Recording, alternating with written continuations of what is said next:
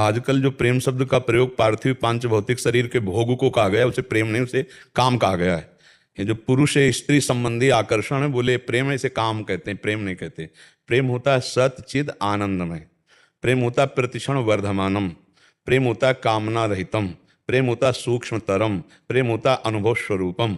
समझ रहे हो ना? अब क्या समझोगे प्रेम के विषय में? प्रेम तो बड़ा सूक्ष्म विषय है, पर हम इतना बताते हैं कि जैसे अपनी माँ से प्रेम है, बहन से प्रेम है, तो वहाँ हमारे दूषित भाव तो नहीं होते, पूज्य भाव तो नहीं होते। जैसे जवान बेटी अपने पिता के गले लगे तो काम भाव थोड़ी आ जाएगा। तो देखो, लौकिक भावना में भी काम की बस नहीं चलती। तो सोचो, प्रेम जब जागृत होगा तो चराचर जगत में अपने इष्ट के सिवा और कुछ दिखाई ही नहीं देता है। जब प्रेम जागृत होता है तो सतचित आनंद में प्रेम है, सतचित आनंद का ही अनुभव होता है।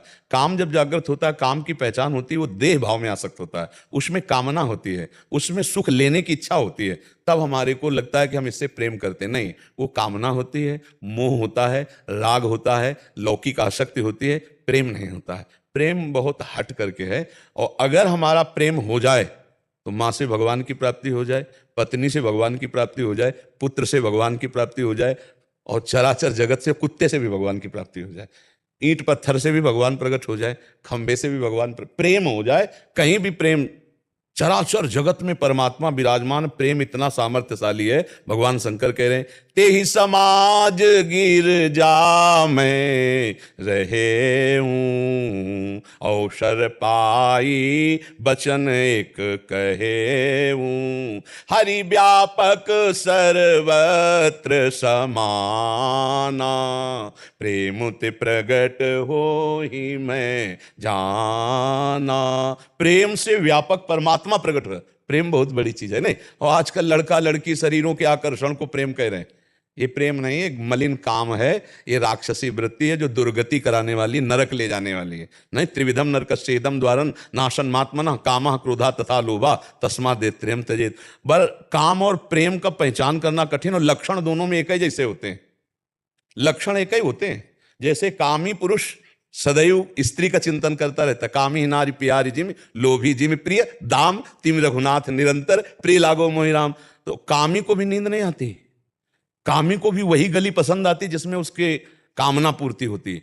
और ऐसे प्रेमी को भी होता है, नहीं खान पान ते भावे है, नहीं कोमल वसन सुहावे है, उसे सब विषय लगे ते खारा है, हरि आशिक का मग लिहारा है। जो भगवान से प्रेम करता है उसको संसार की बातें, संसार की क्रियाएं, संसार के राग कुछ अच्छे, कोई भगवान की चर्चा सुना दे, कोई भगवान का प्रियजन मिल जाए, जैसे काम में उसकी कोई चर्चा सुना दे जिसको हम प्यार करते हैं, उससे कोई मिला हुआ मेरे से बात बता दे, ऐसे कोई भगवान से मिला हुआ फकीर मुझे भगवान की बात बता दे, कोई मेरे प्रीतम की, जहां जहां पिए की बात सुने खोजत तीन गहन। बस उसमें स्वसुख है और इसमें तत्सुख है, उसमें मलिन भाव है, इसमें उज्जवल भाव है, इसमें कामना है और इसमें चरम सीमा की निष्कामता है। वो नष्ट होने वाला है, ये प्रतिक्षण वर्धमानम है।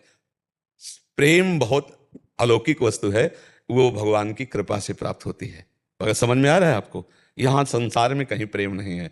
हाँ, ये जरूर है कि शायद इसको ही इश्क कहते हो, जैसे कोई दिल को मसला करे। भाई जी से हनुमान प्रसाद पोद्दार जी ने प्रेम दर्शन में लिखा कि एक उर्दू शायर प्रेम की परिभाषा लिख रहा है कि अपने प्रीतम की याद में दिल में एक विशेष प्रकार की पीड़ा आनंदमयी हो रही।